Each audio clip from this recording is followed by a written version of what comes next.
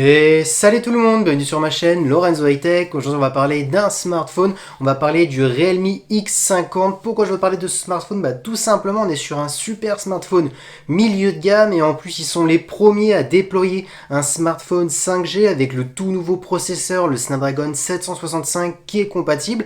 Alors malheureusement il n'est pas encore disponible pour la France, bien entendu vous pouvez le précommander sur des sites d'importation, mais j'en suis sûr qu'il arrivera pour la France d'ici quelques mois quand la 5G va se déployer. Donc maintenant on va commencer à parler des caractéristiques. Du coup commençons par le design. Donc je sais pas ce que vous en pensez, mais je trouve qu'il ressemble énormément au Samsung Galaxy S10. On retrouve notamment le double capteur frontal en haut à gauche dans la même position que le Samsung.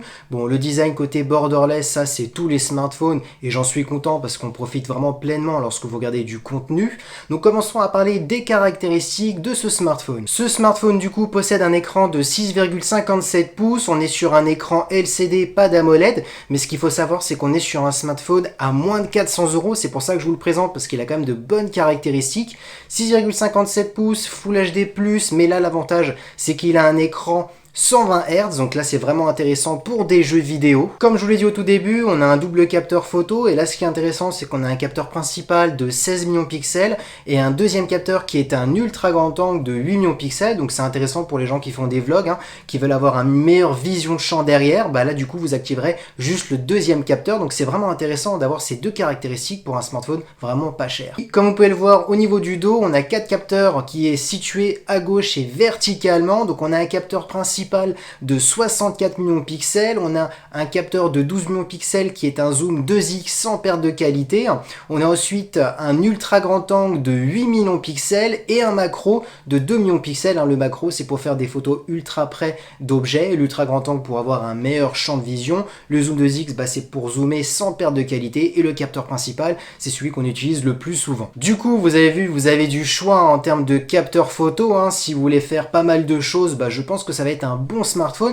Question vidéo, si vous êtes un petit vidéaste comme moi, là vous pourrez faire des vidéos en 4K 30 fps. Si vous voulez du 60 fps, faudra descendre à du Full HD. Parlons maintenant de performance. Donc comme je vous ai dit tout à l'heure, il a le Snapdragon 765, le nouveau processeur de Qualcomm qu'ils l'ont annoncé il y a quelques mois et qui est compatible à la 5G. C'est un bon processeur, amplement suffisant si vous voulez faire quelques jeux vidéo. Concernant la RAM, on est sur du 8 Go de RAM, ou sinon pouvant aller jusqu'à du 12 Go de RAM, mais bien entendu on ne sera pas dans la version à moins de 400 €, mais ça reste quand même toujours intéressant. Pour ce qui est de la mémoire interne, vous avez soit du 128 Go, soit du 256. Donc là par contre faites attention parce que souvent je présente des smartphones avec la mémoire extensible. Du coup vous achetez une carte micro SD et vous l'insérez dedans, pouvant aller jusqu'à 500 voire 1000 Go certains modèles de smartphones.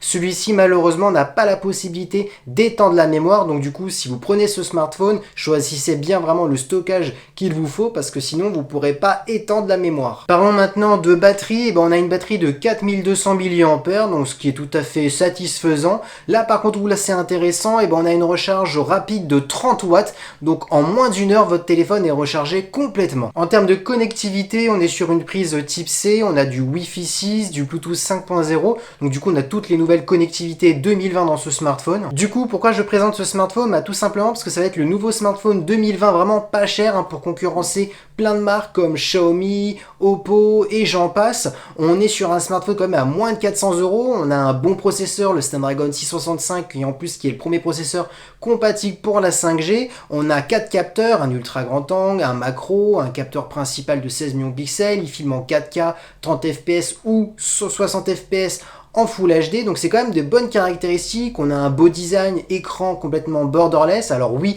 pas d'AMOLED, de l'LCD, mais c'est tout à fait normal pour son prix. On a quand même un écran de 120 Hz. Donc voilà, pour qui il est destiné ce smartphone? Si vous êtes quelqu'un qui fait un petit peu de gaming, qui veut faire des photos par-ci par-là et en ayant le mode grand angle et plein d'autres nouveautés, c'est tout simplement le smartphone que je vous conseille pour cette année 2020. Et voilà, c'est terminé pour cette vidéo. J'espère qu'elle vous aura plu. N'hésitez pas à liker, commenter et surtout vous abonner. C'était Lorenzo High Tech.